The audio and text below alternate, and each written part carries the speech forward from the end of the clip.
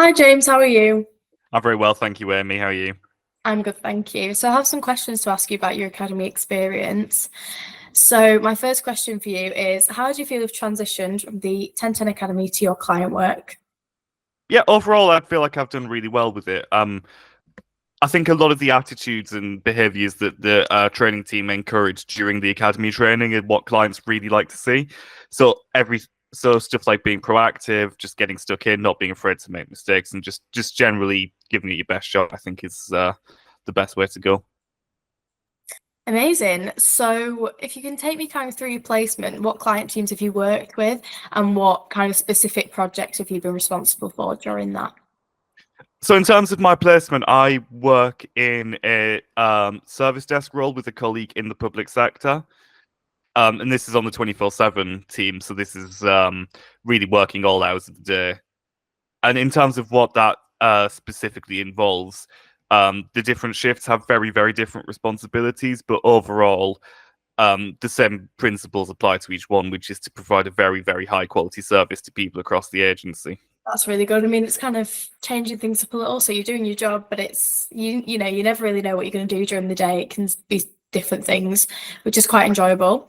So, what parts of the 1010 Academy have been the most useful in your placement? Honestly, I would say the business analysis side of things. So even though my role isn't specifically business analysis, I think everyone kind of has to wear that hat sometimes, and everyone has to kind of take those responsibilities of meeting with customer stakeholders, working out what they would like to see, and then trying to work out the best way of delivering it and working out the best way of keeping everyone satisfied. So I definitely think that's the part of training that I found the most beneficial personally.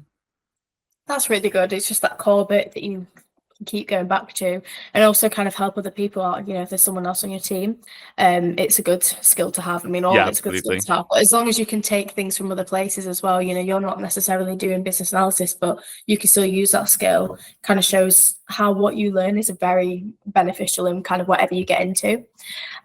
So typically, what is a normal working day or week for you? I mean, the short answer is I don't think I have such a thing as a normal day because, with it being the 24/7 role, sometimes my working day can start at 9 o'clock in the evening.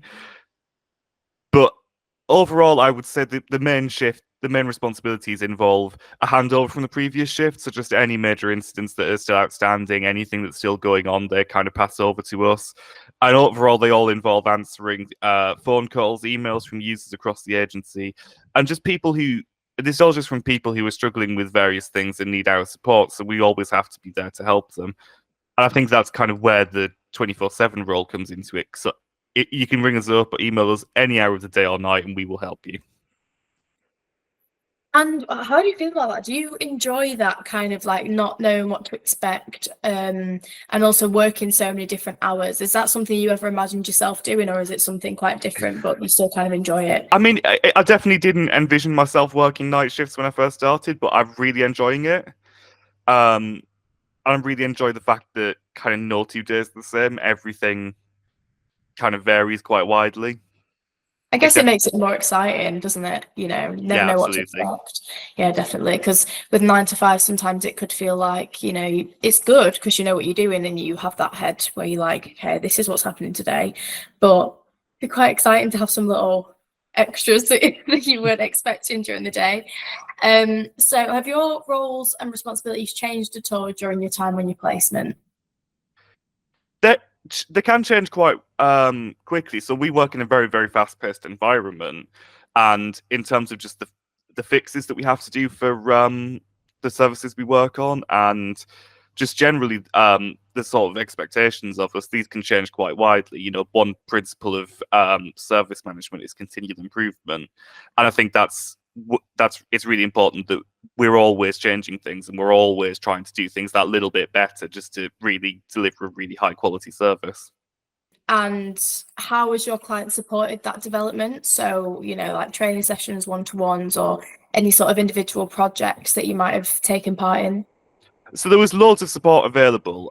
We were trained in, due to the nature of it being, a public sector client, some of the services weren't made that public, so we were given support from various very, very highly qualified people. And training on how to run these services and what the common fixes are.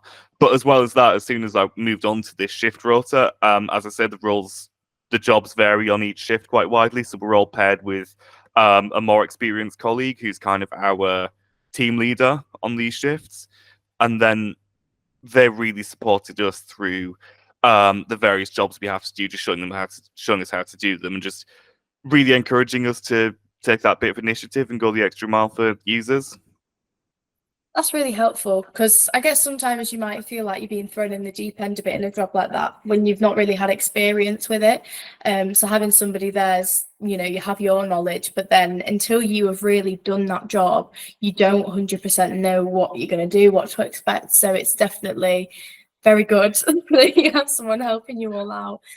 So aside from your client, how has 1010 supported you on your placement? I would say that 1010 has really, really, I think, excellent support for its junior consultants. So there's a specific well-being team, and they can support you with anything you need, really.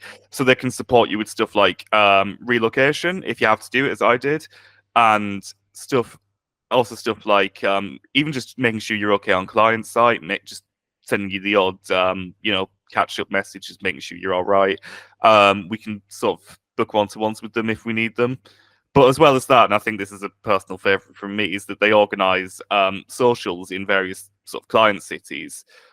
So you can these are really good because they offer just this really informal opportunity to just catch up with colleagues and just get to know the people in the area. And I think it really will, if you do have to relocate, it really does help you settle in, I think. It's very comforting, isn't it? Like, you work in your job, and of course you make friends at your job, but it's nice that the place where you've got all your training, it might even be people that you just don't see anymore because they might have been placed somewhere else, but it was someone that you were maybe friends with, so then it gives you the opportunity to see them again. But then also, like you said, like meeting newer people that live kind of around your area, so then it's you have someone else to go to if you want to go out for a drink after work at any point or something like that. So yeah, the wellbeing team are great. I've got one more question for you today, and that is, if anyone is looking at this video with the intention of maybe joining the academy, or they're considering, what would you say to them? I would honestly, and I know everyone probably says this, but I would tell them just to go for it. Just really get stuck in, give it your best shot, and yeah, that's how you'll probably be a really big success at 1010 if you do that. Amazing. Well, thank you very much for speaking to me today, James. Thank you for having me, Amy. It's been a pleasure.